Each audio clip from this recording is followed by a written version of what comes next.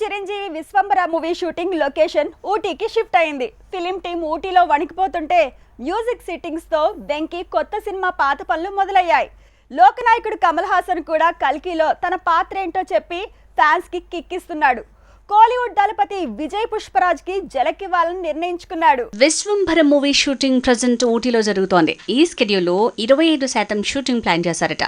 దైవలోకం సీన్లన్నీ ఊటీలోనే తెరకెక్కించబోతుందట film team. ఇక వెంకీతో Anil Ravipudi plan చేసిన సినిమాకు భీమ్స్ సిసిరోలియో సంగీతం సమకూర్చబోతున్నాడు. F2, F3 తర్వాత వెంకీతో అనిల్ రావిపూడి హ్యాట్రిక్ ప్లాన్ చేశాడు.